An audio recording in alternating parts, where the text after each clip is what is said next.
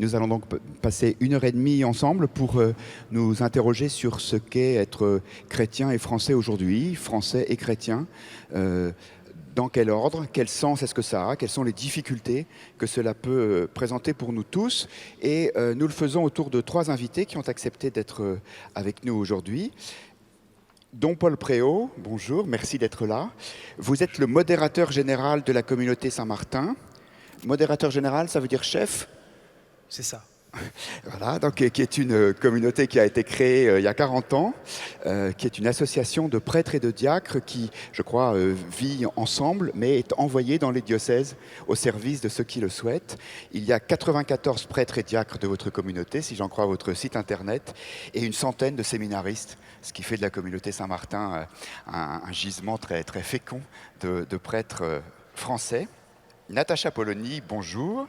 Bonjour. Vous êtes journaliste, essayiste, vous réveillez la France tous les matins avec votre revue de presse sur Europe 1. Vous êtes aussi une collaboratrice du Figaro, vous écrivez chaque semaine.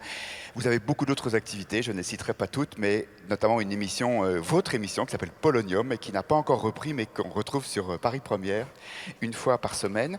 Vous avez écrit un certain nombre d'ouvrages sur l'éducation, qui était un peu votre spécialité de départ, et puis un livre plus large, ambitieux aussi, qui s'appelait Nous sommes la France, qui est paru l'année dernière. Et quand nous avons préparé en quelques mots cette conférence hier, vous m'avez dit je suis une athée de culture catholique. Oui. Fabrice Adjadj, bonjour, notre troisième invité. Vous êtes philosophe. J'ai vu cette phrase, elle vaut ce qu'elle vaut, philosophe juif de nom arabe et de confession catholique. Je crois qu'elle est de vous. Et de langue française. Et de langue française, comme on vient de s'en rendre compte, ce qui va faciliter le débat et nous nous en réjouissons. Vous êtes un auteur fécond, vous avez écrit des ouvrages philosophiques, mais aussi des pièces de théâtre, des livres d'art, des livres de théologie. Vous êtes donc professeur de philosophie et je dirais que vous vous caractérisez entre autres par une espèce de légèreté de style, un goût pour les jeux de mots, pour les paradoxes, qui fait que vous êtes un philosophe accessible. Et en tant que lecteur, croyez-moi, c'est très agréable parce que c'est pas toujours très facile. Je voudrais, si vous voulez, commencer cette rencontre par un mot. Et ce mot, c'est discrétion. C'est le terme qui a été employé par Jean-Pierre Chevènement, que Natacha Polony connaît bien et qu'elle apprécie. Vous savez que Jean-Pierre Chevènement a été nommé par le président de la République président de la Fondation pour l'Islam. Et dans une interview où on lui demandait « Mais comment doivent se comporter les musulmans français ?» Il avait répondu « Avec discrétion ». Est-ce que, à votre avis, Fabrice Adjadj, ce terme s'applique aussi, devrait s'appliquer aux chrétiens français dans un contexte où les religions sont vues comme une forme parfois comme un facteur de tension dans la société? Alors je vais essayer de répondre avec discrétion à cette question, parce que vous voyez, déjà le terme discrétion est lui-même riche de signification. Il en renvoie, là il l'entend avec une sorte d'effacement peut-être, ou l'idée qu'il ne faut pas faire de vagues, qu'il faudrait se tenir en retrait, l'idée que la religion est une affaire privée. Hein. Mais la discrétion, à l'origine, désigne la faculté de discernement. Alors c'est ce qu'on va essayer d'avoir ici, de répondre avec discrétion. Je pense que c'est un problème déjà, et c'est un problème qui se pose à la République depuis le début, c'est d'évoquer la question des religions. Est-ce qu'il y a les religions, hein, indistinctement? Est-ce que la laïcité peut évoquer l'islam et le catholicisme, par exemple, hein, et puis le protestantisme et puis le judaïsme, de la même façon ou à égalité? Ça, c'est un point fondamental, on en reparlera, je pense qu'on abordera la question de la laïcité, mais il ne faut pas oublier que la notion de laïcité est un signe ostensible dans notre langue, que nous avons des signes ostensibles dans tout Paris, dont l'église Notre-Dame-des-Champs. Et que s'il fallait rendre cette église discrète, pour ainsi dire, est-ce que ça signifie la raser? Est-ce que attribuer la même qualité de discrétion à l'islam, ça supposerait de construire un minaret à côté? Vous voyez, donc on voit bien qu'il n'y a pas possibilité d'un égalitarisme total ici, puisqu'il y a, c'est ce qu'a dit tout à l'heure Arnaud Boutéon, ce qui m'a intéressé dans cette phrase de Jean-Pierre Mignard, c'est pas tellement qu'ils disent, c'est pas son contenu. Le catholicisme est consubstantiel, ou la France est consubstantielle au catholicisme, je ne sais pas dans quel ordre il l'a dit, bon, ouais, dans cet ordre-là, mais c'est le fait qu'il emploie le mot consubstantiel, c'est-à-dire, vous voyez, dans la forme, qu'il emploie, qu'il le veuille ou non, un terme qui relève de la théologie catholique. Et d'une théologie qui en plus est marquée par le travail de la raison, qui n'est pas un fidéisme, qui est aussi une théologie rationnelle, parce que la consubstantialité suppose de reprendre tout le vocabulaire aristotélicien, de le refaire travailler. Donc, vous voyez, ça, c'est dans notre langue. Le mot laïcité vient du catholicisme et de la théologie catholique. Et donc, cette distinction, rendez à César ce qui est à César et à Dieu ce qui est à Dieu. Donc, vous voyez, il y a une évidence ici, c'est que discrètement, dans notre langue, et quand bien même nous serions athées, eh bien, il y a des signifiants qui sont discrètement, enfin qui renvoient discrètement à cette histoire catholique. Donc ça, c'est le point assez évident. Donc je dirais, oui, peut-être qu'il faut être discret, mais discret à la façon peut-être à la façon des cathédrales, c'est-à-dire qu'elles sont là. Elles ne s'imposent pas complètement, puisqu'on peut y entrer, en sortir, mais elles sont une référence et elles sont un principe de fécondité pour l'art, pour l'intelligence, pour la vie intérieure des personnes. Et ça, c'est la tâche du chrétien. Et cette tâche, elle est typiquement chrétienne et elle ne correspond pas, c'est pas la même chose dans l'islam, parce que le christianisme n'a jamais défendu la théocratie, justement, à cause de ce sens de la distinction du pouvoir spirituel et du pouvoir temporel, et aussi parce que la vocation du chrétien, c'est d'être lumière du monde et sel de la terre. Or, précisément, la lumière et le sel ne sont pas là pour s'imposer à autre chose qu'il ferait disparaître, mais pour relever ce qui est déjà là, pour sauver ce qui est déjà là, ce qui est déjà donné dans l'histoire, même l'histoire récente de l'athéisme à la limite. Vous voyez, sauver Nietzsche, c'est des choses très importantes que nous devons faire. Et donc, ce n'est pas la même chose que l'islam qui a tendance à imposer une langue, à tout raser, à mépriser souvent la diversité culturelle. Donc, je parle de l'islam sunnite, il faudrait parler de différents islams, mais donc il y a vraiment quelque chose à penser ici, à la fois notre discrétion, mais une discrétion comme celle de la terre et lumière du monde, c'est-à-dire qui est là aussi pour manifester aux autres ce qu'ils sont, et non pas imposer, asséner quelque chose, je dirais, d'en haut et sous une forme de contrainte.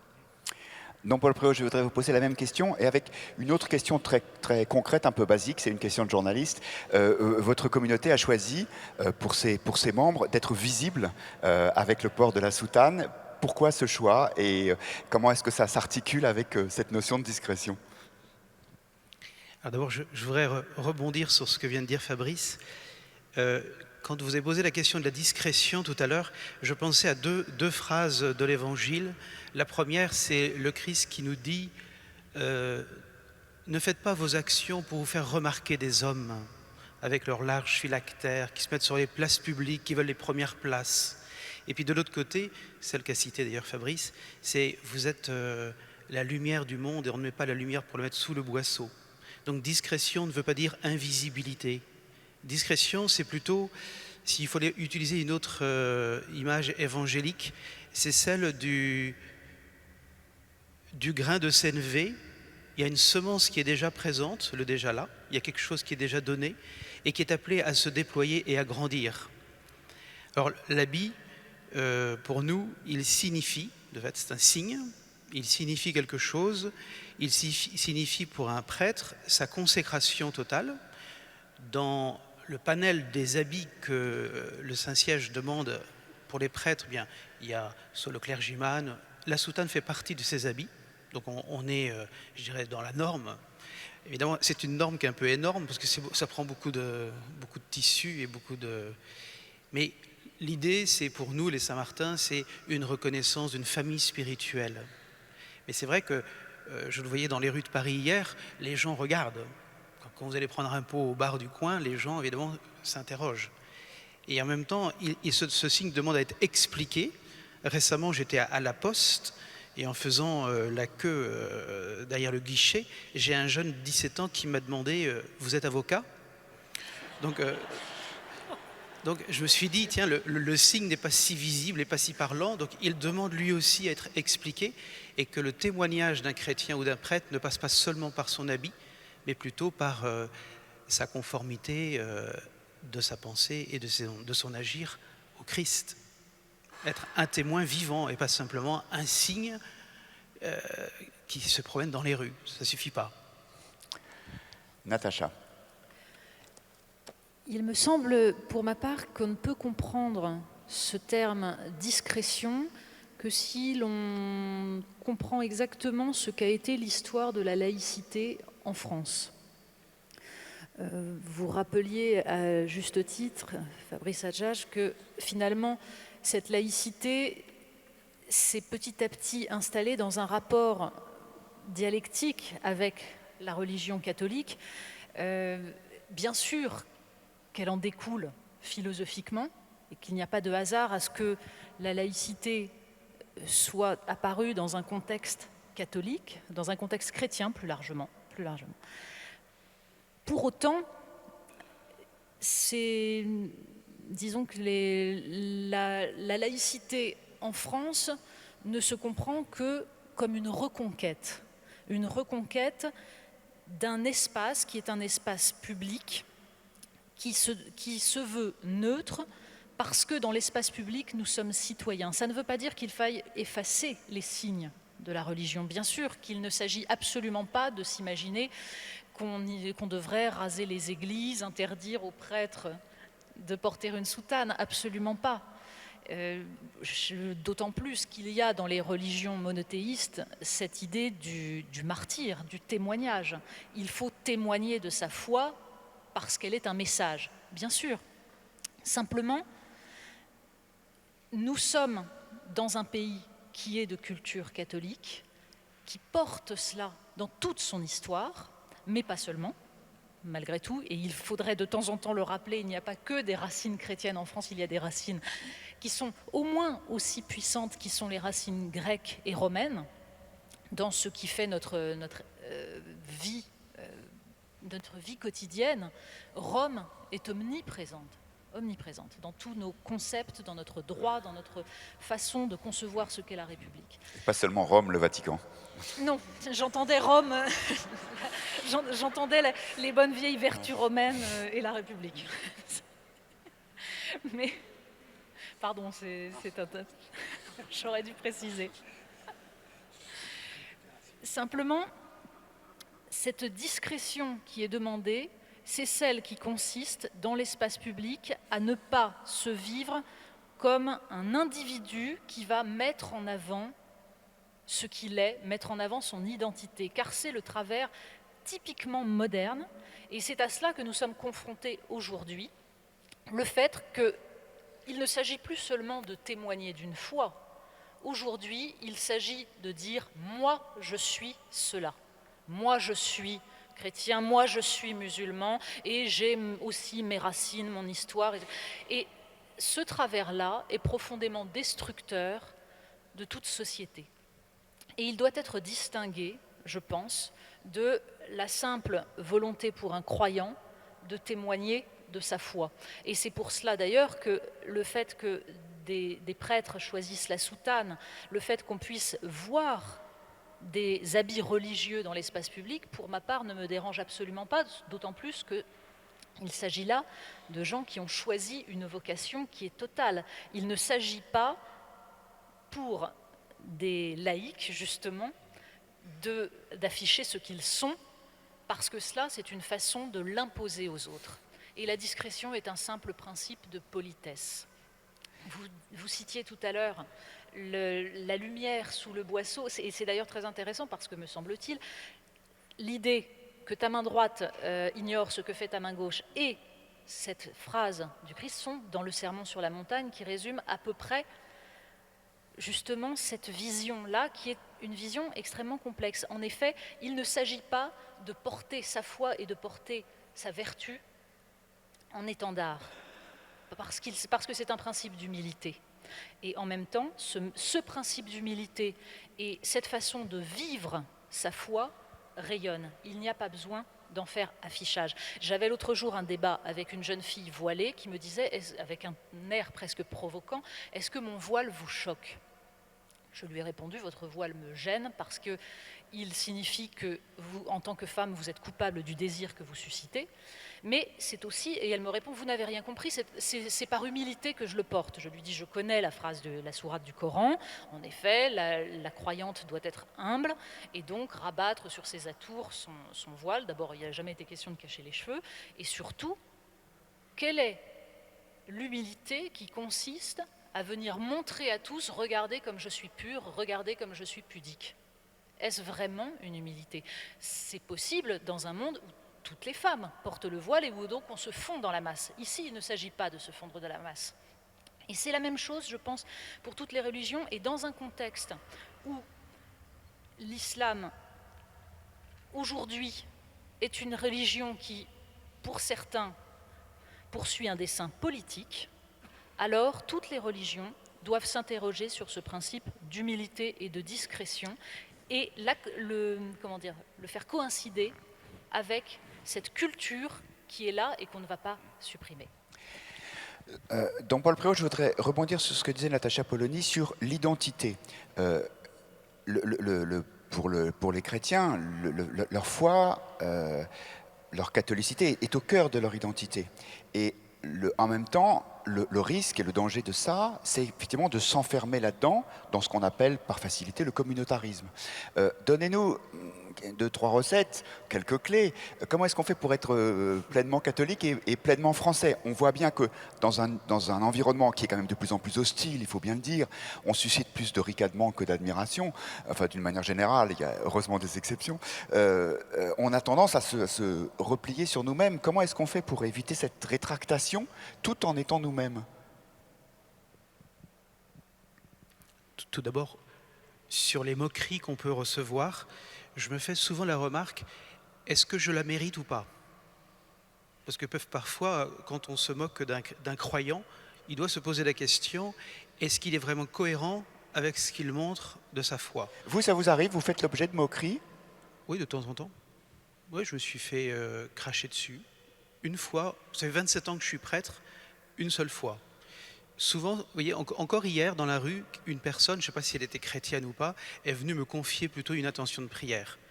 Ce qui devient même problématique quand on porte l'habit aujourd'hui dans les moyens de communication, enfin dans les transports en commun, c'est que vous ne pouvez pas prendre le temps du transport comme un temps de travail. Parce que forcément, les gens viennent vous parler, ils sont tellement isolés qu'ils ont besoin de confier une intention. C'est typique au moment de l'attente d'un avion. J'attends gentiment mon avion comme tout le monde derrière mon petit bagage et les gens viennent vous voir, viennent vous confier une intention. Sur la question, parce que je vous ai interrompu. Non, sur la question de l'identité, et ça rejoint un peu la discrétion et en fait ce qu'on vit comme une certaine tension aussi. C'est qu'un chrétien, il est citoyen des cieux. Il y a une dimension eschatologique de la nation. Pour nous, la nation, elle ne doit pas être divinisée. Nous sommes des hommes de la terre, et moi je suis français, je suis de cette terre, de cette culture, et en même temps, je sais très très bien qu'une partie de mon identité en tant que chrétien, c'est que j'attends la cité céleste. Donc je suis un citoyen de la terre, et en même temps, mon appartenance à la terre, elle est relative quand même à ce qui est pour moi un absolu, c'est mon appartenance au royaume de Dieu, au royaume des cieux. Si bien que je vis cette tension et cette discrétion, puisqu'il y a quelque chose en moi qui parle plus que simplement mon appartenance terrestre. Bien sûr, je suis français, je suis né dans cette culture, je la respecte, j'ai même une dette de reconnaissance par rapport à ce que j'ai reçu de ma famille et de mon pays. Mais plus que cela, j'appartiens à une plus grande famille, qui est celle de l'humanité, et plus grande que celle-là, j'appartiens au royaume de Dieu. Et je dois le vivre aussi, ça, avec une certaine discrétion. Parce que c'est quelque chose qui est en moi, très profondément, et qui définit mon identité profonde. C'est un peu comme des poupées russes, c'est-à-dire qu'il y a Paul Préau, personne. Ensuite, il y a citoyen français. Au-dessus, il y a catholique. C'est le rapport entre l'âme et le corps, en fait. Et c'est le rapport entre cette dimension terrestre et la dimension céleste. Ce ne serait pas des poupées russes pour moi. Tout à l'heure, on a utilisé un gros mot consubstantiel. Je mettrais plutôt « le chrétien est au monde ce que l'âme est au corps ». Donc, mon principe de vie, mon âme, c'est mon appartenance au royaume. Mon corps, le fait que je suis de cette... Et le corps n'est pas une quantité négligeable pour un chrétien, il participe à la dignité, hein, c'est quelque chose de fort, d'important.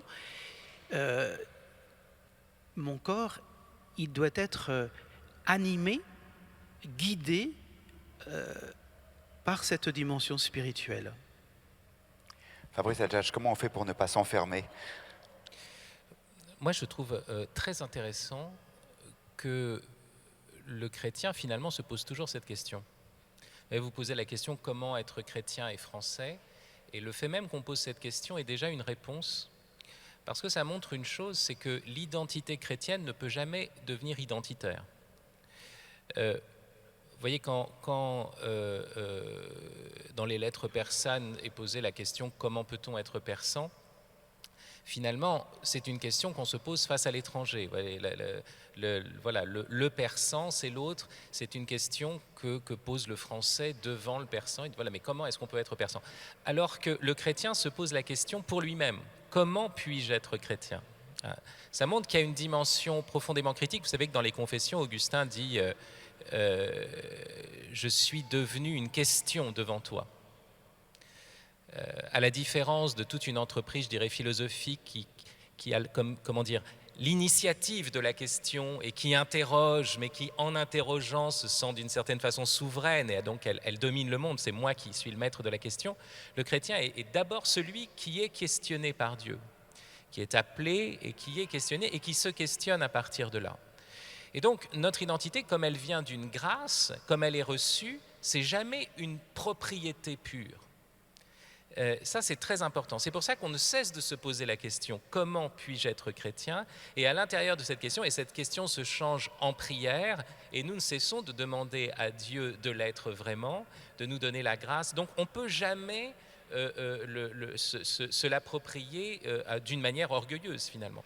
Donc, vous voyez, le fait même que la question se pose, et que cette question ne se pose sans doute peut-être pas, ou moins, dans d'autres communautés, je ne dis pas dans la communauté juive, parce qu'avec évidence, c'est une question majeure pour le juif, qu'est-ce que c'est qu'être juif?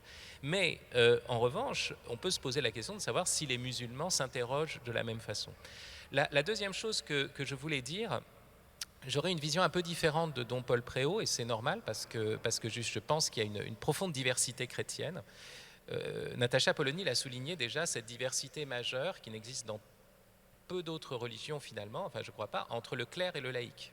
C'est-à-dire qu'elle a dit très justement, il est normal que, je ne sais pas si elle connaît la théologie des sacrements, mais enfin, le sacrement de l'ordre, c'est un sacrement à caractère, donc Don Paul Préau a un caractère sacerdotal qui est dans son âme, et il est normal que du fait même de cette modification, il y ait un habit qui le manifeste pour les autres, et c'est aussi sa vocation, c'est pour ça que les gens sont...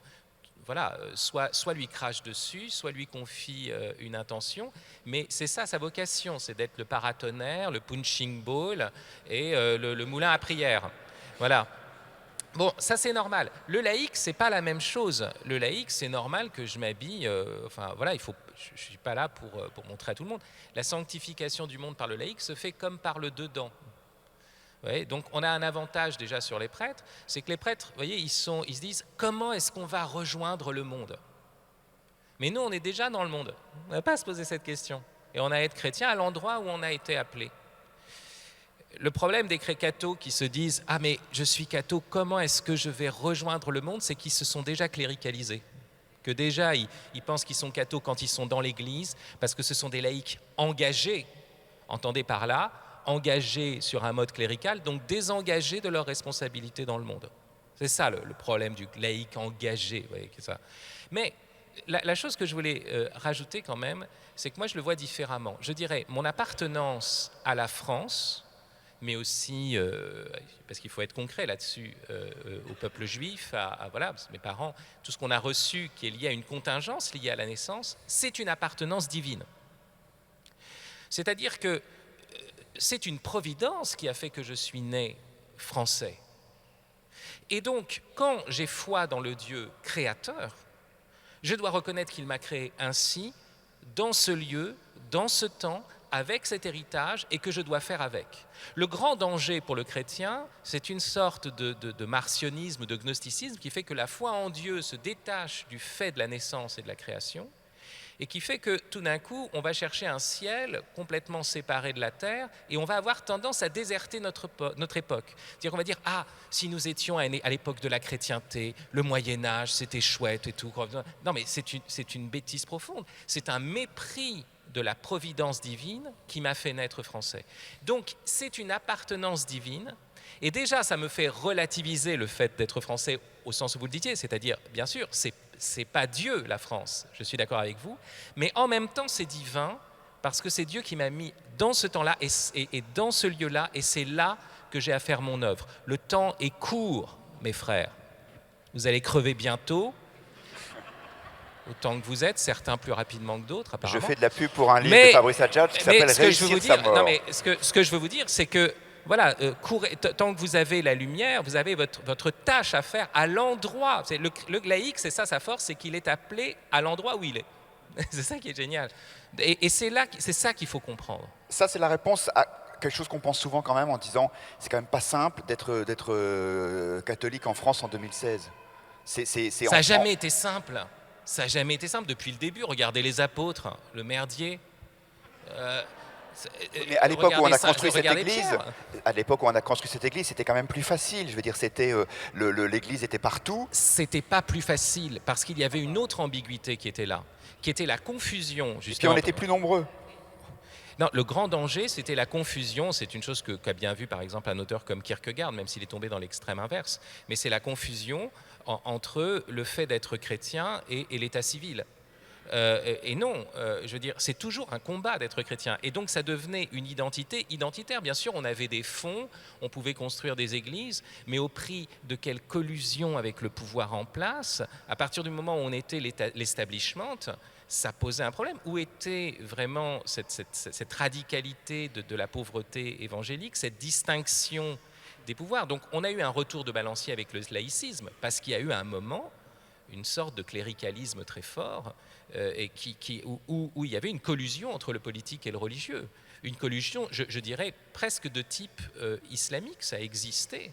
Et à tel point que, si vous me permettez encore juste un instant pour retracer quand même une histoire, le référent pour les catholiques de France au moment de la monarchie, c'est le roi, c'est pas le pape.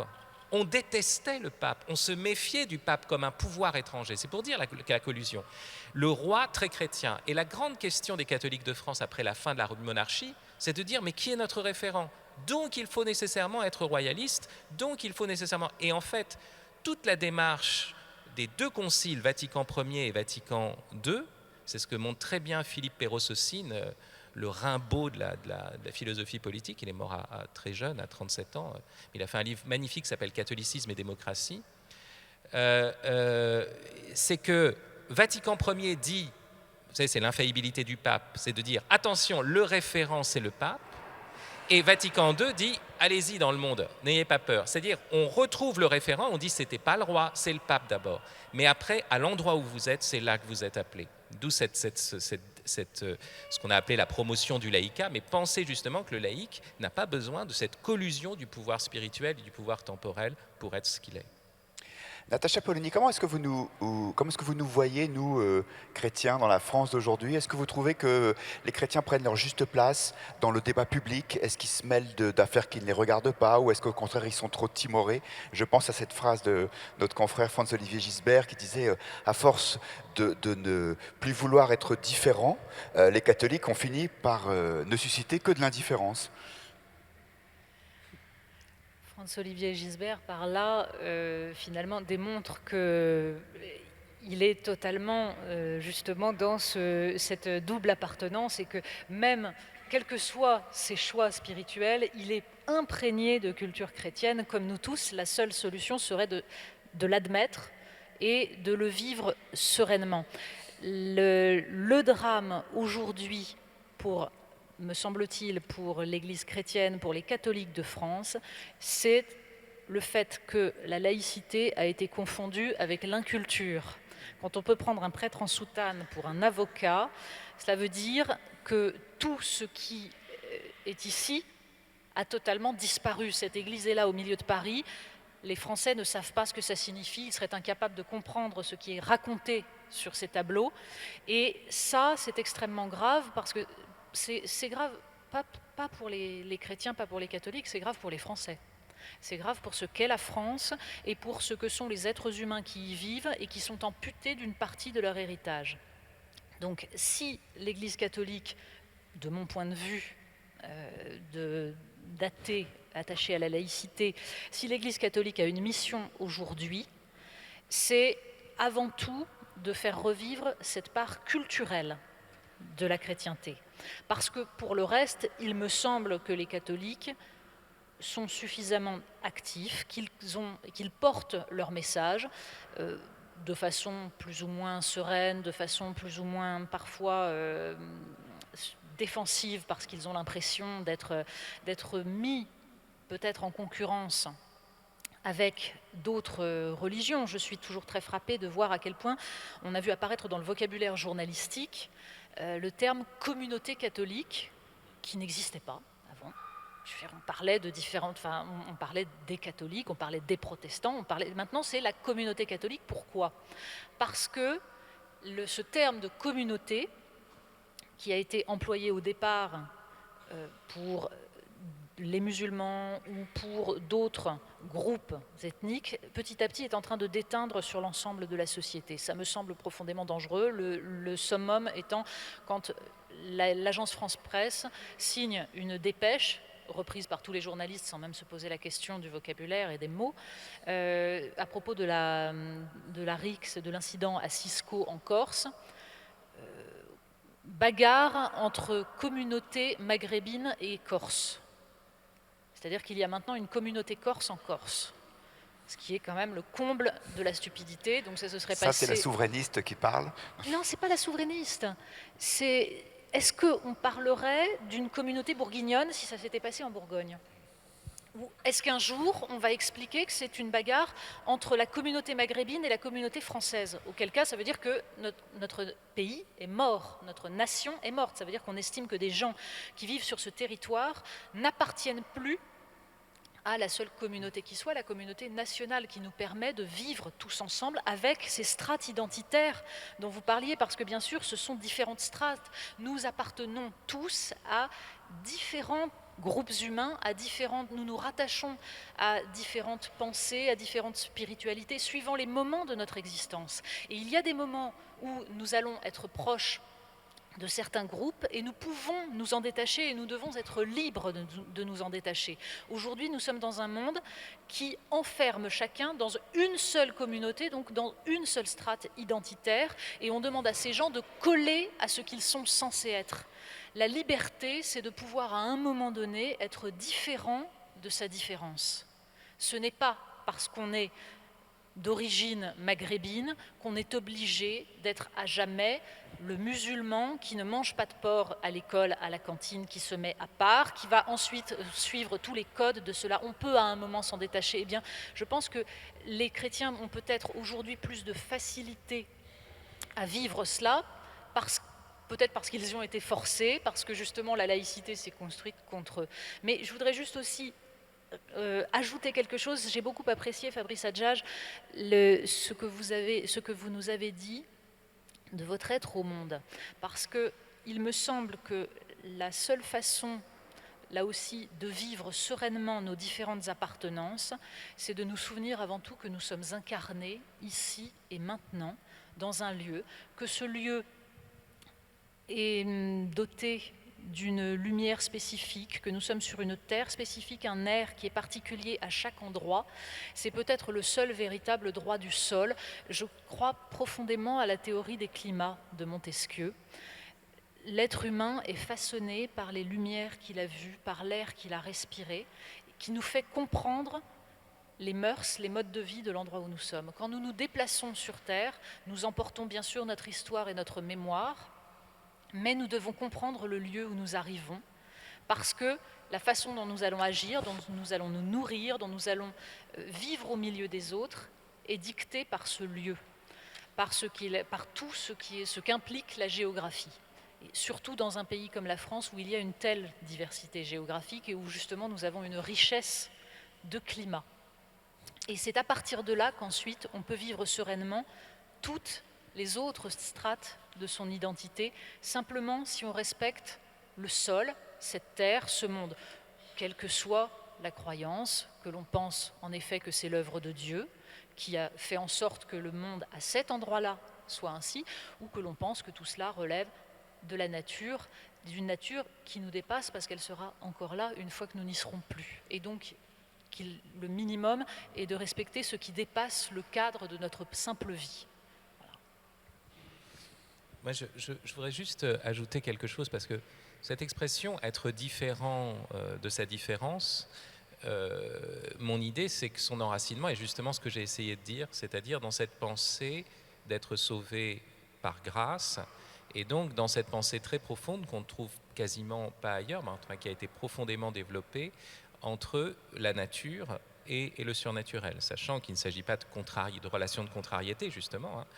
Et donc, ma question est la suivante, enfin, si je peux me permettre d'interroger, parce que c'est vous le maître des questions, mais lourde tâche, maître des questions, c'est bon. Donc on va briser la structure là. Mais vous reviendrez dans la partie, Guillaume, ne vous inquiétez pas. Merci Fabrice. Donc la chose qui est vraiment qui me pose question quand même par rapport à ce que vous avez dit, c'est est-ce que cette culture dont vous parliez, la culture comme telle, on peut la préserver, la sauvegarder sans le culte? Vous savez que c'est un même terme, un même verbe romain, latin, colérer, prendre soin, qui désigne à la fois l'activité de l'homme avec la nature à travers l'agriculture, qui désigne le culte religieux, et qui renvoie à ce qui est intermédiaire, je pourrais dire, entre la terre et le ciel, qui est cette zone profondément humaine, qui est ce qu'on a appelé la culture depuis Cicéron. Donc, ma question est la suivante. Aujourd'hui, est-ce que c'est encore possible, cette culture qui pourrait exister sans le culte qui vient la légitimer? La légitimer en disant, voilà, il y a un don de la création, il y a un don de l'histoire, une pensée de l'histoire sainte, donc tout ce qui arrive et tout ce qui est arrivé doit faire sens et je dois l'accueillir comme un héritage parce qu'il y a une providence derrière cela. Est-ce qu'aujourd'hui c'est encore possible? Parce que tant qu'il y avait, je dirais, des idéologies modernes, progressistes, il pouvait y avoir encore, on croyait au grand soir, on croyait à un avenir, mais c'est fini. C'est fini. On vit. Vous avez dit la chose suivante. Vous avez dit il y a une nature qui nous dépasse en finissant. Et j'aime bien parce que oui, c'est Dieu. Dire d'accord. Vous avez dit mais alors, la nature, ça peut ne pas être Dieu. Oui, mais non, cette nature, elle est en train de disparaître. Nous vivons aussi, c'est la grande nouveauté de notre époque, dans l'idée non pas de notre finitude personnelle face à une nature qui tient, mais la finitude de la nature elle-même, avec même l'imminence de cette disparition. C'est pour ça que le progressisme a disparu et qu'on est plutôt dans un catastrophisme généralisé aujourd'hui. Donc, ma question est la suivante. Qu'est-ce qui vient légitimer une appartenance à la France, mais qui ne doit pas être, bien sûr, comme vous l'avez dit, une appartenance exclusive? Qu'est-ce qui vient légitimer que je me dise ma naissance est signifiante et que je ne suis pas un pur individu indépendamment de ma naissance, mais en même temps qu'il y a cet écart, et ça je le reconnais. Qu'est-ce qui vient légitimer même le fait qu'on ait encore des enfants aujourd'hui, qu'on ait encore envie de continuer en politique, plutôt que de devenir des petits gestionnaires qui se divertissent avec l'innovation technologique? C'est ça la question. Qu'est-ce qui vient, comme dirait mon ami Rémi Brague qui parle dans l'autre amphithéâtre, là, Stanislas, qu'est-ce qui vient légitimer encore l'humain? On est dans une période post-humaniste. Et j'ai l'impression que vous parlez comme si vous croyez encore à l'humanisme, encore au pacte républicain avec sa neutralité, etc., alors que tout ça est fini. Plus personne n'y croit. Dans la jeunesse, plus personne n'y croit. C'est un truc de dinosaure, quoi. On ne se bat pas dans l'espoir du succès, c'est bien plus beau lorsque c'est inutile. Mais, non, oui, je pense en effet qu'il reste quelques dinosaures. Je suis entièrement d'accord avec vous, tout cela est considéré comme assez vieux, je me sens pousser des écailles. Et bon, mais je comprends votre question dans le sens où finalement vous êtes en train de me dire que ma conception du monde n'est rien d'autre qu'un christianisme laïcisé. C'est-à-dire que vous prenez toute ma vision du monde, vous retirez le mot Dieu, et il y a tout le reste. Sans doute. Natacha, sans doute, dans le sens... non seulement je le pense, mais je le sais. Oui. Alors, je vous répondrai d'abord par une pirouette. C'est-à-dire que tout ce que je le fais gratuitement. C'est-à-dire que je ne le fais pas par peur de l'enfer ou par espérance d'un gain à venir dans un autre monde. C'est finalement beaucoup plus noble. Et ce qui est finalement beaucoup plus chrétien, je dois dire. Exactement. Exactement, nous y voilà, nous y voilà. Le danger, c'est l'utilitarisme qui a régné dans une certaine spiritualité que vous dénoncez, mais c'est précisément aussi tout ce christianisme d'une certaine chrétienté qui a été laminé, heureusement. Et c'est pour cela exactement que j'étais profondément touchée et intéressée par ce que vous disiez sur ce travers des chrétiens qui s'imaginent que ça devait être mieux de vivre dans un monde où le christianisme était dominant. Il me semble que l'intérêt le plus grand du christianisme est d'avoir été une religion qui était non seulement éloignée du pouvoir, mais totalement contraire au pouvoir. Le christianisme est mort avec Constantin, dans le sens où tout ce qui est ici, encore une fois, relève de notre culture, relève de notre histoire, mais j'arrive à le détacher justement du culte, de la foi, parce qu'il ne me semble pas que toute cette construction humaine répondent exactement à ce qui était le message du Christ. Je pense que philosophiquement, le sermon sur la montagne est absolument indépassable. C'est ce qui a été... c'est l'humanité portée à son point le plus intense. Voilà. C'est l'humanité dans le sens où c'est avant tout ce que doit être un être humain pour que la vie sur Terre soit supportable, soit vivable. Ce qui vient après, la construction historique, les églises et tout le ritualisme ne me semble absolument pas correspondre à ce qu'il y a dans ce texte. J'en apprécie la beauté, je le vis comme justement quelque chose qui relève d'un héritage que je veux transmettre parce que cela me dépasse, parce que c'est quelque chose qui a préexisté et qui existera après moi, je l'espère, et parce que cela nous parle des êtres humains avec tous leurs travers. Mais ça n'est pas ce qui est dans le sermon sur la montagne.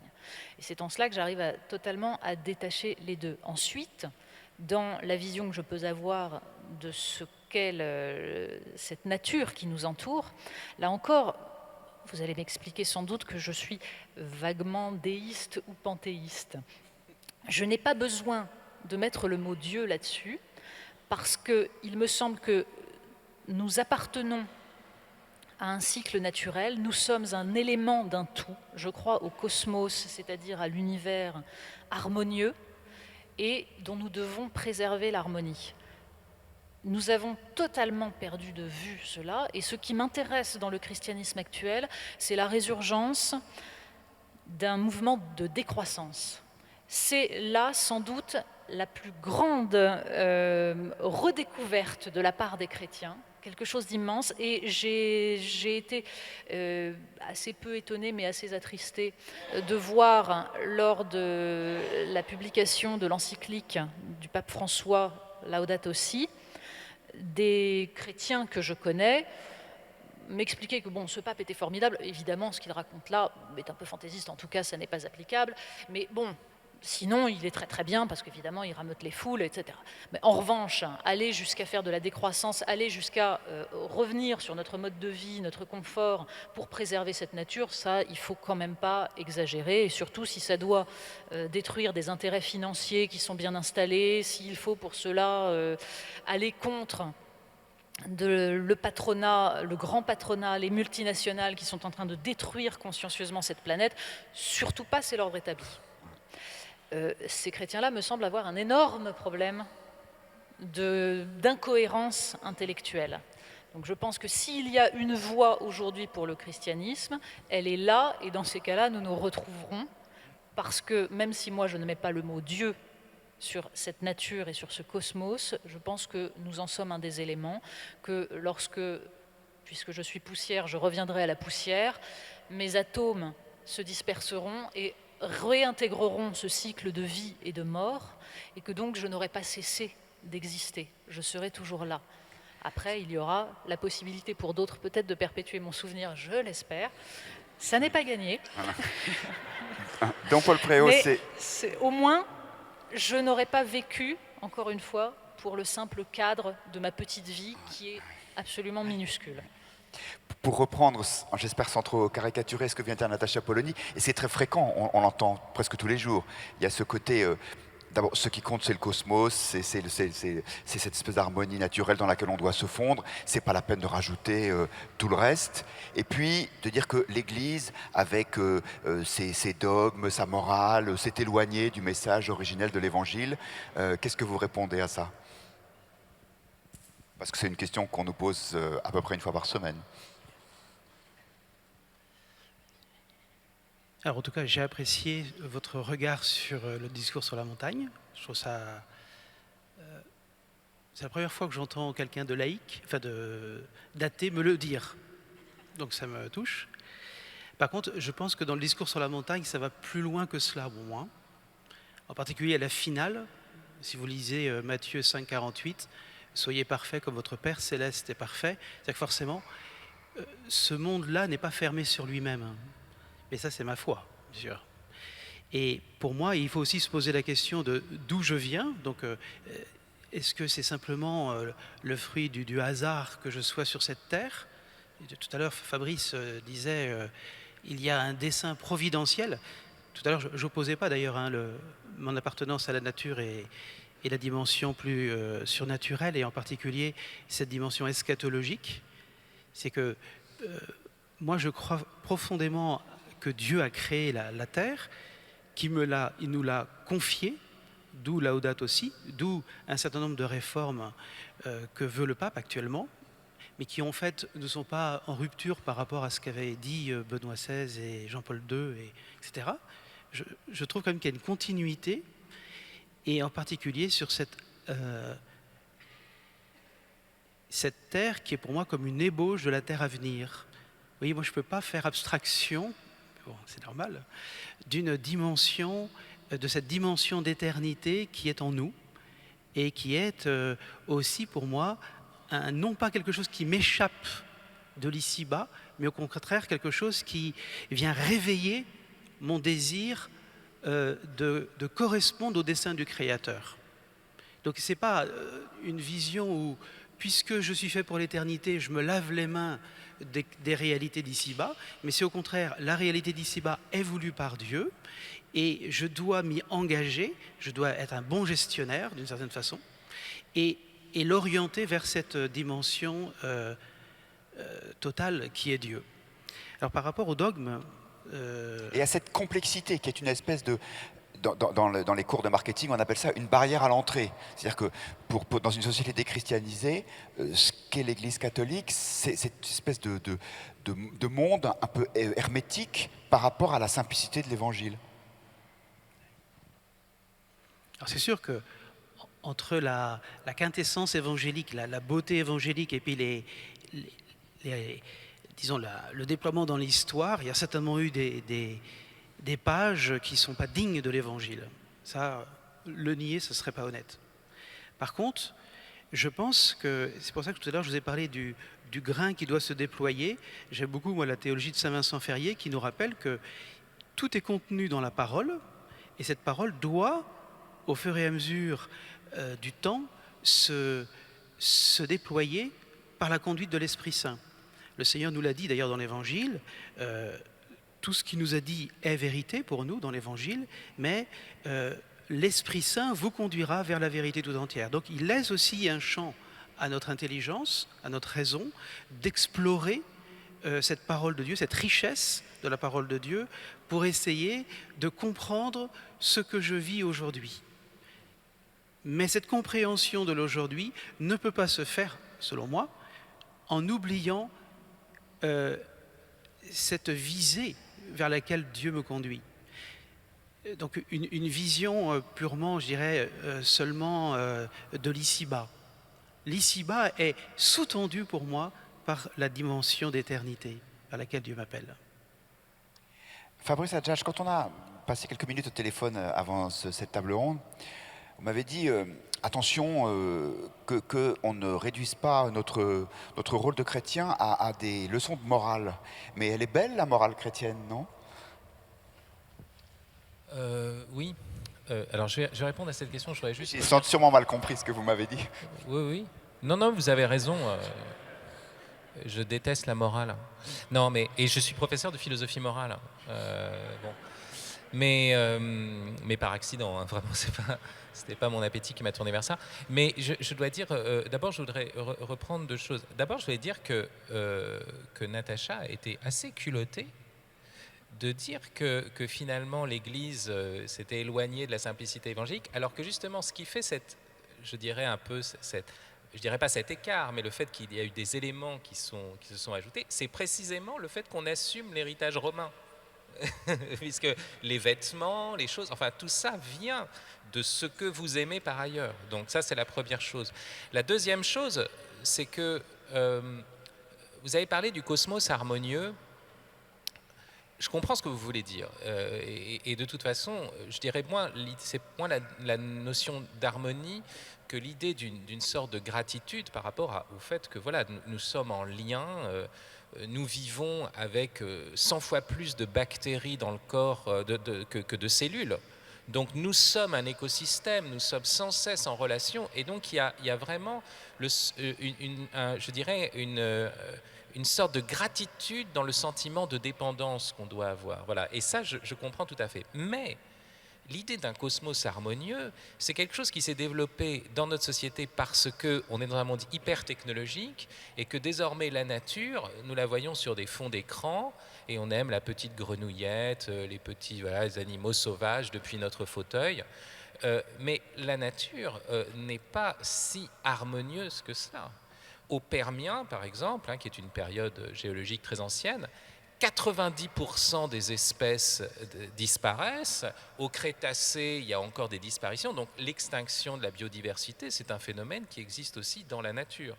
Et donc, mais ce qui me fait penser qu'il y a un lien entre ce que vous dites tous les deux, c'est-à-dire qu'en fait, le cosmos harmonieux, c'est la fin des temps, en réalité. C'est-à-dire qu'il y a quelque chose qui est déjà là, mais quand vous parliez de la Terre à venir, eh bien effectivement, ce en quoi vous croyez, c'est l'avenir, c'est pas le passé, vous voyez.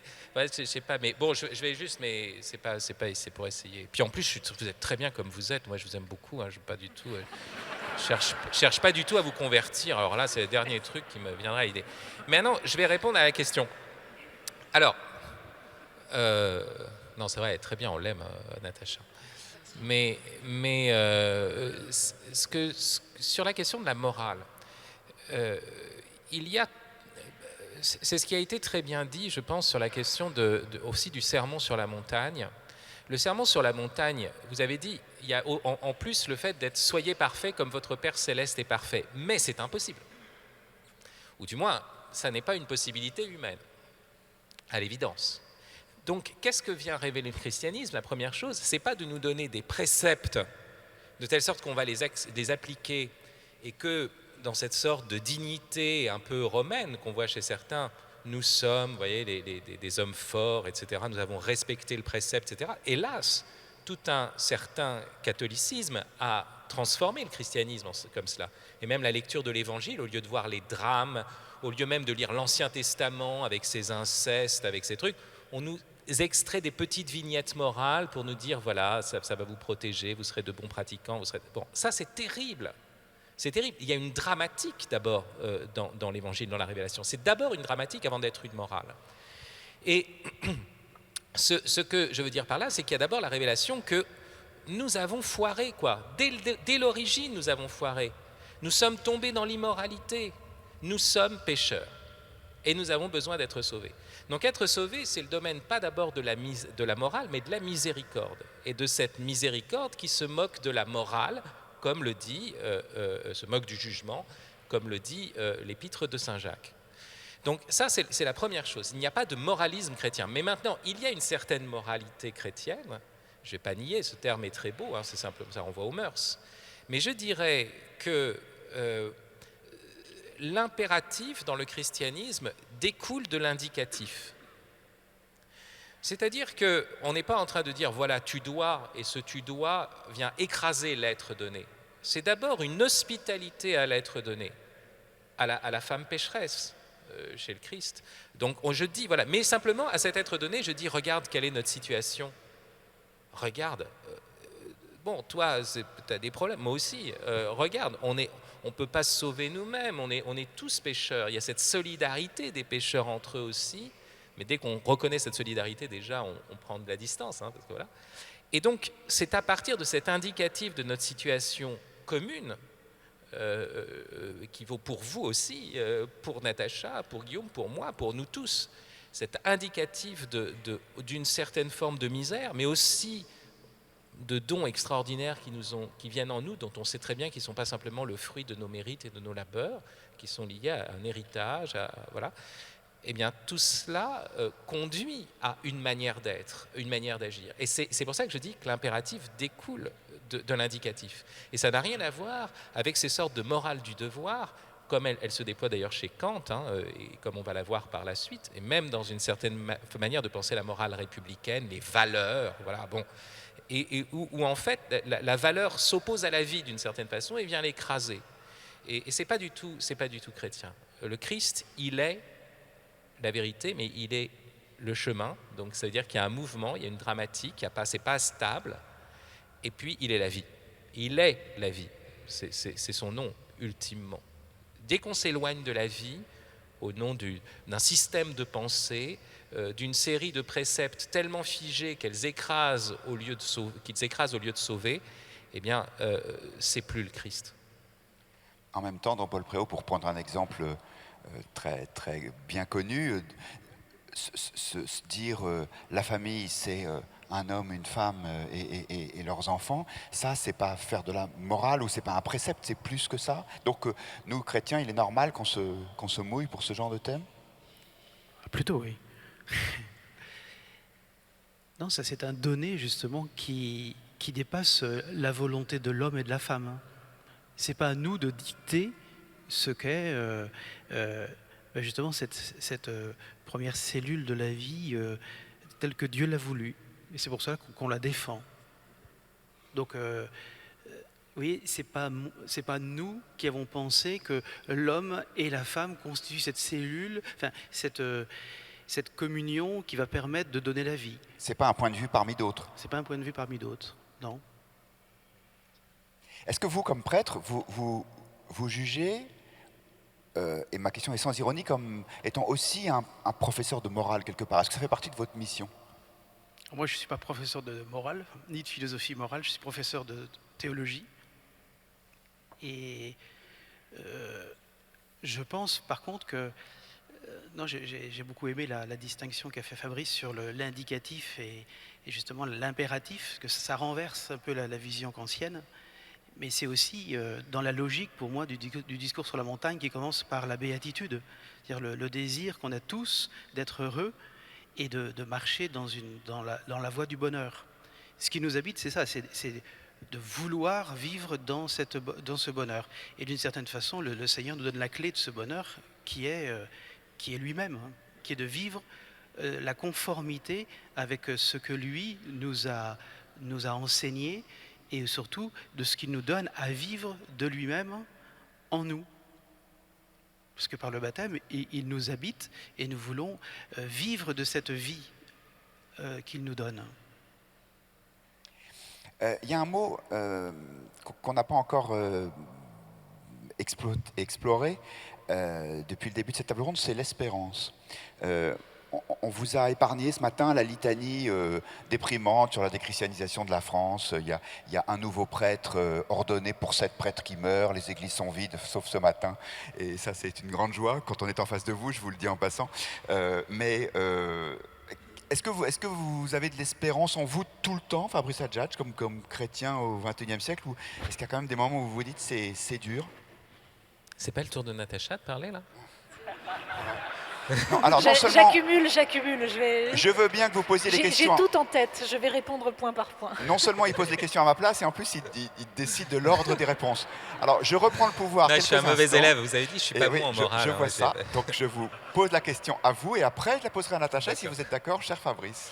En fait, depuis tout à l'heure, je regardais le schéma postural de chacun d'entre nous, et puis je me suis rendu compte que nous, on a tous croisé les jambes, sauf Don Paul Préau. Vous savez que c'est d'ailleurs un des principes, enfin vous avez dû l'apprendre, mais un prêtre en principe ne croise pas les jambes. Et donc c'est intéressant sur la distinction. Non, mais tous on l'a fait. Et notamment, non mais si vous voulez, la différence entre le clerc et le laïc et les manières en fait d'être aussi, je trouvais ça très intéressant. En même temps, je me suis souvenu qu'en arrivant ici, il y a des gens qui ne croisent pas les jambes. Enfin si, ils sont en train. Vous avez vu ces gens avec des chiffres sur leur corps. Il y a écrit sur eux We Run Paris. Et après, il y a écrit Come Run With Us. Je fais exprès de ne pas prendre l'accent américain. Et c'est intéressant parce qu'on ne sait pas vers quoi il court. Moi, je refais le lien avec l'espérance. Les gens courent pour le fitness parce que vous savez bien qu'il y a la survivance du plus fit. C'est ça, c'est le principe du darwinisme, du monde de la concurrence, du monde dont vous avez parlé, qu'il faut aussi critiquer radicalement, et ce que fait profondément Laudato Si, une conception complètement concurrentielle des rapports entre les individus, dans notre rapport avec la nature, dans notre rapport, Et ça, on voit bien, concourir, ça veut dire courir ensemble. Vous savez, c'est ça, c'est la concurrence avec We Run. Et en plus, c'est en anglais, vous vous rendez compte? C'est le grand parce que vous êtes ici, mais c'est minable, on est un tout petit groupe. Mais ceux qui run Paris, ils sont hyper nombreux, quoi. Et donc, voilà. Mais vers quoi court-il?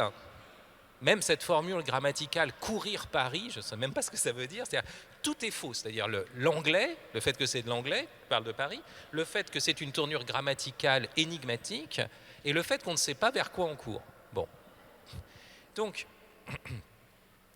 il y a effectivement un désespoir profond qui marque la société. Ce désespoir est ancien. Il vient.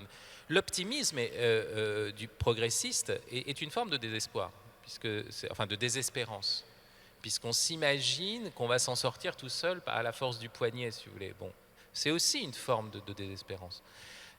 Donc, vous me posez la question, est-ce que l'espérance n'est pas ma possession, c'est comme la foi. Est-ce que j'ai la foi ou c'est la foi qui m'a, d'une certaine façon?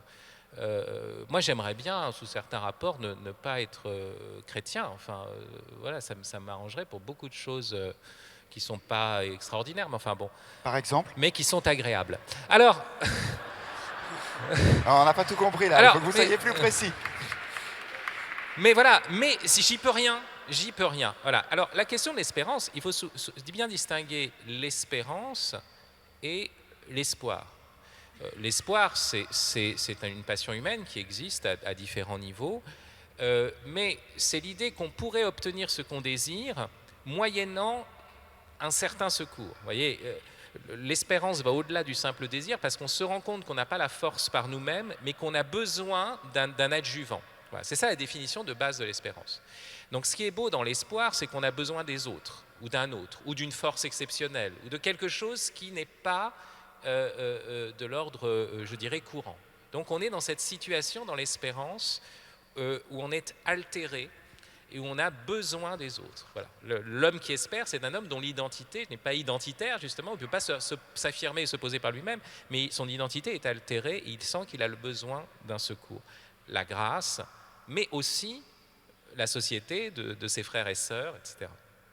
Donc, l'espérance est tout à fait compatible avec le désespoir mondain. Parce qu'elle ne vient pas de ce monde, elle est donnée par Dieu.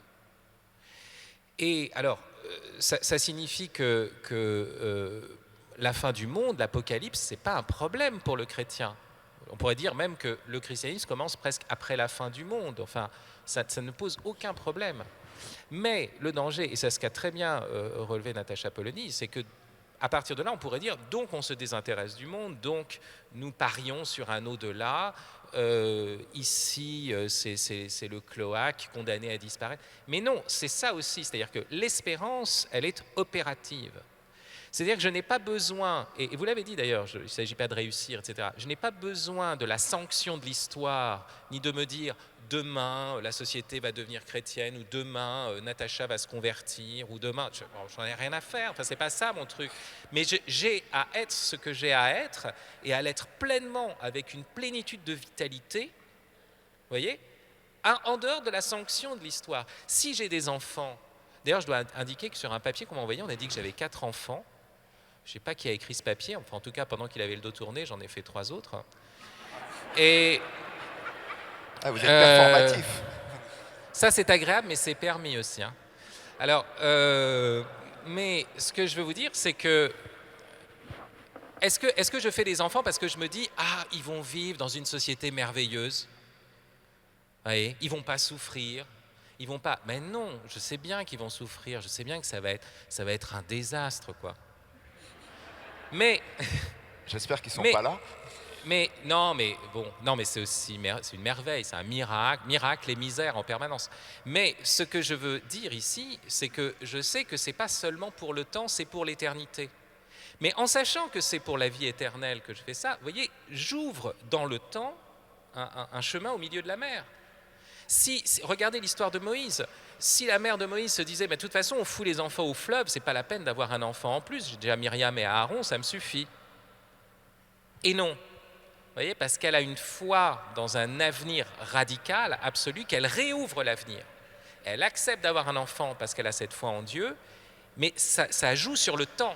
Ça réouvre le temps, ça réouvre l'histoire. Et voilà qu'elle va accueillir cet enfant qui ne va mystérieusement pas être jeté au fleuve, mystérieusement devenir le fils adoptif de la fille de Pharaon, et qui va être le libérateur de son peuple.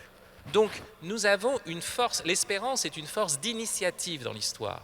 Le fait que nous n'agissons pas en fonction d'une dialectique historique, en fonction d'un pronostic, d'une prédiction, qu'elle soit fatale ou qu'elle soit optimiste, mais parce que nous essayons d'être pleinement humains dans ce monde, parce que nous savons qu'il y a la vie éternelle qui est au cœur de ce monde et que nous devons pétrir avec cette vitalité-là.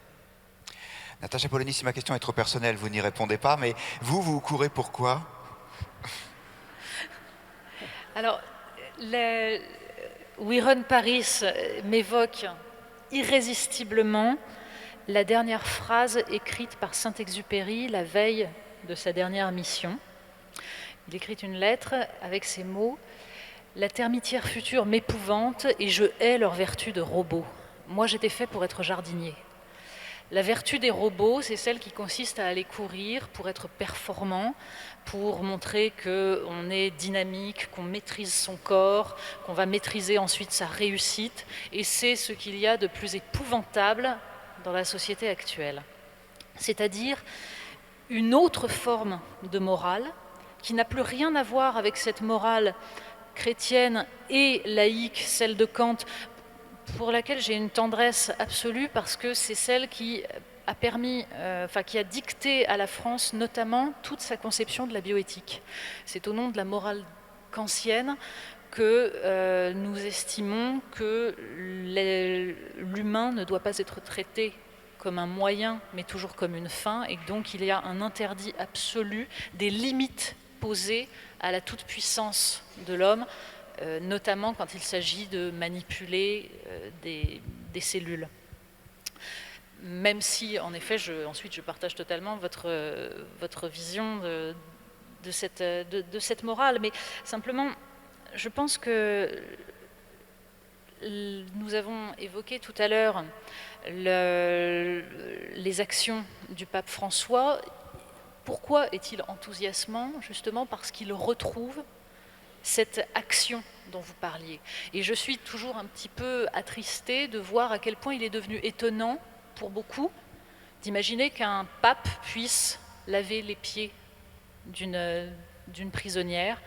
il me semble que ça devrait être normal, que ça devrait être l'évidence. Et ce qui me plaît dans ce pape, c'est qu'il retrouve la doctrine sociale de l'Église, que pour moi, il a même peut-être culturellement un petit fond qui le rapproche de la théologie de la libération, parce que j'ai toujours tendance à penser qu'en effet, l'au-delà, je ne sais pas ce que c'est, et c'est ici et maintenant qu'il faut agir. S'il faut changer quelque chose, c'est ici et maintenant. Est-ce que c'est au nom de Dieu ou d'autre chose, ou tout simplement au nom de la souffrance humaine que je vois et qui est la même que la mienne, et parce que nous sommes tous des êtres humains sensibles, souffrants, et jetés sur cette terre sans bien comprendre le sens que ça peut avoir, il me semble que c'est cela qui doit nous guider.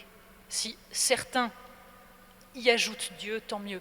Mais la base, elle est là, et elle est dans le fait de lutter contre un système qui se recompose indéfiniment et de façon toujours différente, mais qui écrase certains êtres humains, qui détruit ce qui fait la noblesse de l'homme, notamment en l'incitant aussi à aller courir stupidement comme des robots. Et sans doute que je n'ai pas forcément en moi d'espérance, parce que justement je ne sais pas s'il y a une aide. Je ne sais pas si une aide viendra d'ailleurs. Je crois à l'aide que nous pouvons nous donner, nous, êtres humains.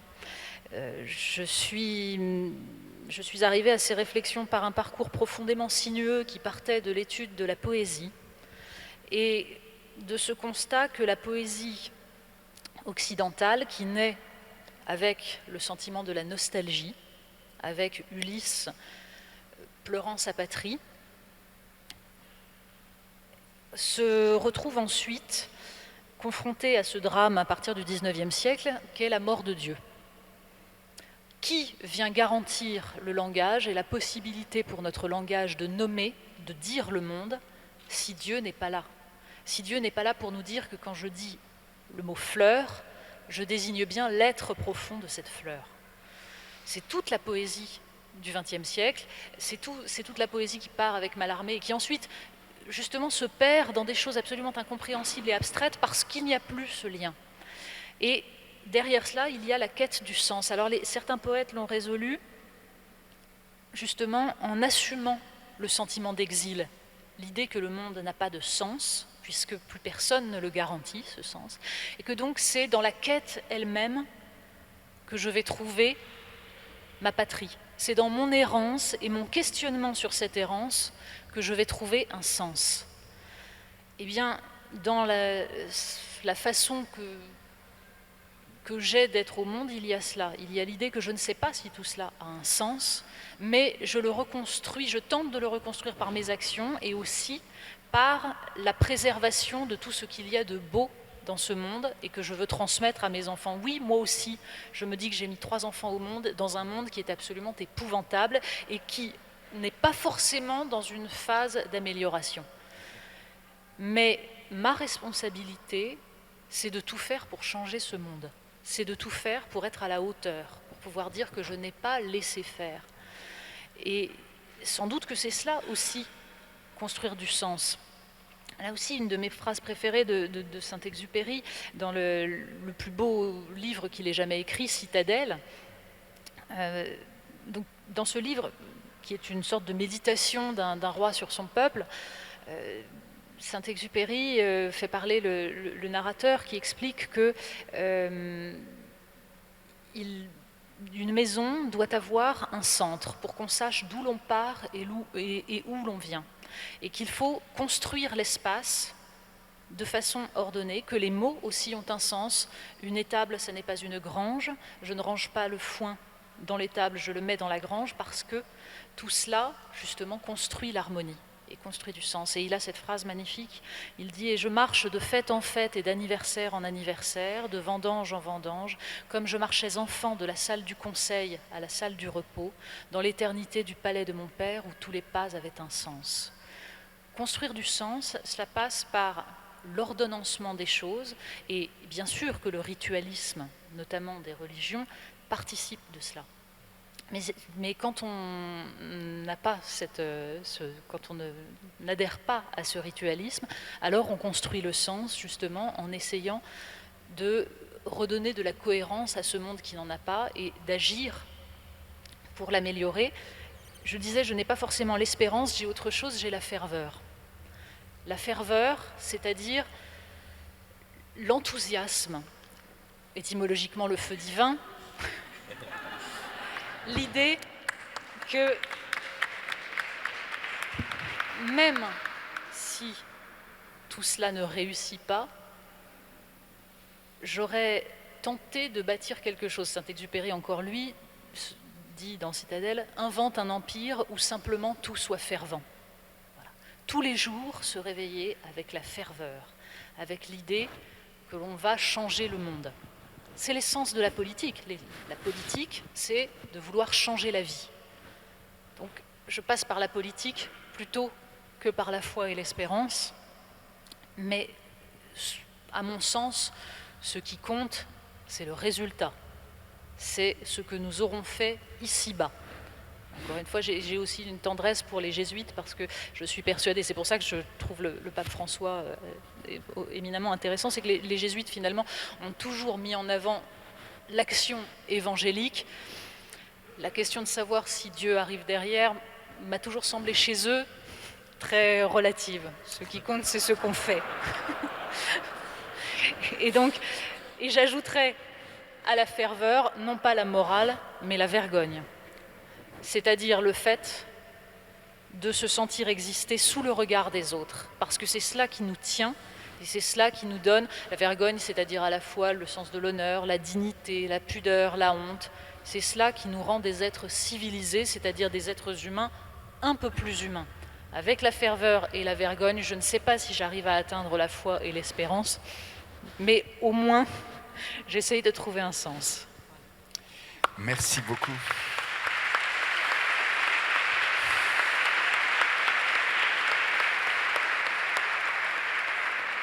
Don Paul Préau. Ouais, je suis en Votre admiration espérance. de ce que je viens d'entendre. Hein. Je suis bouleversé par ce que vous venez de dire. Je vous remercie beaucoup, Natacha.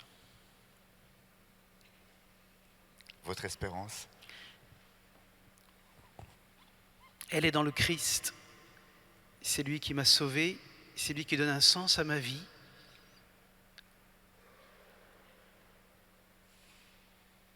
Moi, vraiment, c'est ça, c'est le Christ. Quand on l'a rencontré, ça change tout dans notre vie. En fait, il vient révéler quelque chose qui était en moi. Quelque chose en moi qui était une... C'est pour ça que je suis très touché par votre témoignage. Il vient non seulement le révéler, mais il vient l'accomplir aussi. Il ne vient pas l'accomplir sur le dos des autres, mais toujours en harmonie avec les autres. Et c'est pour ça que je suis profondément chrétien, c'est que je crois à la communion des saints. Donc je crois à l'Église. Le Christ, pour moi, il n'est pas simplement vrai Dieu, vrai homme, tête de l'humanité, mais il donne un sens à mon incorporation à cette terre et à l'humanité dans laquelle je grandis et de laquelle j'apprends. Vous voyez, mon expérience, moi j'ai été 15 ans au sanctuaire de Montligeon où on prie pour les défunts. Et je disais à la fin de mon mandat, ce que j'ai appris, c'est à regarder les humains à la lumière de leur éternité. Alors, bon, c'est une profession de foi. Mais parce qu'il y a quelque chose dans l'être humain, tous ces gens que j'ai vus qui étaient marqués par le deuil, qui n'étaient pas forcément de ma foi, mais qui s'insurgeaient contre la mort. Et qui disaient, mais ça n'a pas de sens que ma vie sur Terre vienne comme s'écraser sur le néant, sur le non-sens. Même mon implication, ma ferveur, mon enthousiasme dans ce monde, si c'est que pour cette terre, ça me coupe le souffle. Et je rejoins du coup le cri de saint Paul au chapitre 15 de l'épître aux Corinthiens, quand il parle de la résurrection, il dit « Si je mets ma foi dans le Christ que pour cette terre, et ce n'est pas du mépris pour l'engagement d'ici-bas, hein, je suis le plus à plaindre des hommes, parce que moi j'ai découvert le Christ. Et donc mon espérance, c'est vraiment le Christ. Et le Christ m'invite à frais nouveaux à aimer ce que je rencontre. La deuxième chose, pourquoi le Christ est mon espérance? C'est parce que dans toutes les religions, je n'ai pas vu une où Dieu se soit, et c'est le mystère qu'on contemple cette année dans la miséricorde, la compassion de Dieu, autant penché avec une telle délicatesse, une telle tendresse sur la souffrance. Dieu n'a pas fait de théorie, Dieu n'a pas donné des principes, mais il est venu habiter par sa propre souffrance, notre souffrance, ce qui est quand même le lot de tous les hommes, y compris celle de ne pas comprendre pourquoi il vit, ce qu'on peut appeler le désespoir. Il est venu habiter cette incompréhension pour y faire un chemin. Tout à l'heure, Fabrice utilisait l'image biblique de l'eau. Eh bien, il est venu dire, je suis là, et y compris dans ta souffrance, je te rejoins, je suis venu donner un sens à ta souffrance. Et la troisième raison pour laquelle le Christ est mon espérance, c'est qu'en lui, je comprends pourquoi le cœur d'une vie, c'est pas seulement la ferveur pour moi, mais c'est l'amour. En fait, quand on regarde bien, la seule raison... il y a 2 jours, j'étais dans une maison spécialisée pour des personnes polyhandicapées, et une des dames me disait, la seule raison... Je lui disais, mais ça doit être dur pour vous.